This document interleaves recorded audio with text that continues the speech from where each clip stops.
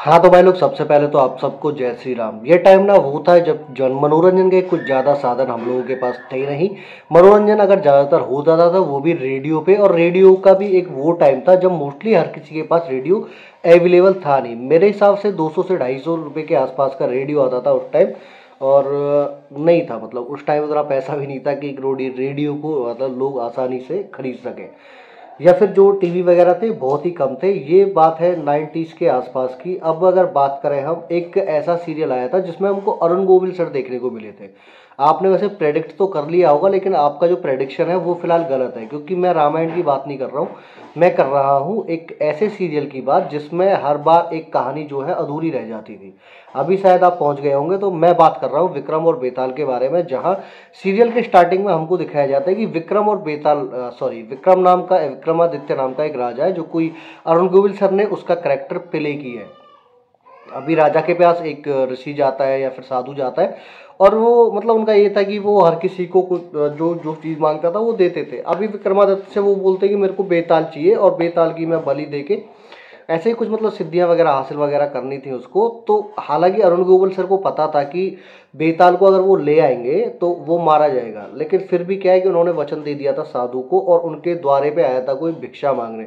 उनका ये था कि उन्होंने भैया अपने यहाँ से कोई खाली हाथ जाने ही नहीं दिया, जितना हो सका उन्होंने मदद करी। क्योंकि उन्होंने बोला था कि अगर मेरे बस में होगा तो मैं आपके लिए जरूर करूंगा। तो वहां पर ऋषि ने बोला था कि आप चाहे तो आप कर सकते हैं, आपसे ही होगा, और आपके अलावा इस संसार में और कोई भी ये काम कर नहीं सकता। फाइनली उनको एड्रेस दे दिया गया विक्रम को, और वो पहुंच गए जंगल में। वहां पर जो बेताल है वो एक पेड़ पे या फिर एक झाड़ पे उल्टा लटका हुआ हमको मिलता है। हालांकि वीएफएक्स और सीजीआई जो है वो उस टाइम पे इतने कमाल के नहीं थे, लेकिन मैं सच में बोलूँ तो वो टाइम था जब इस सीरियल का बहुत ही बेसब्री से इंतजार किया जाता था। सारे सीरियल इसी के इर्द गिर्द आए थे, आप बोल सकते हो, चाहे रामायण हो या फिर महाभारत हो, विष्णु पुराण हो, गंगा मैया हो, या फिर हर हर महादेव हो, या फिर ओम नमः शिवाय हो, ओ आप बीती हो, जी हॉर्स हो, आहट हो, हेलो इंस्पेक्टर हो, मतलब और भी कई सारे और ऐसे ही आए थे। रामायण हो चाहे, सारे जो है ये 2-4 साल का जो आगे पीछे का इनका डिफरेंट था, कुछ ज़्यादा था नहीं।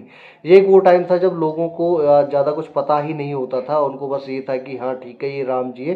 ये टाइम वो था जब रामायण अगर आती थी टीवी पे तो लोग चप्पल उतार के बैठते थे रामायण को देखने के लिए, क्योंकि उनकी जो श्रद्धा है वो बहुत ज़्यादा थी रामायण के प्रति।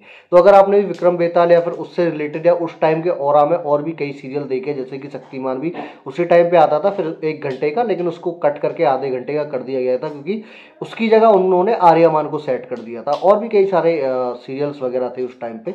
तो अभी के लिए, आज के लिए इस वीडियो में इतना ही। मिलते हैं बहुत जल्द एक नई वीडियो में नए टॉपिक के साथ। तो तब तक के लिए बाय।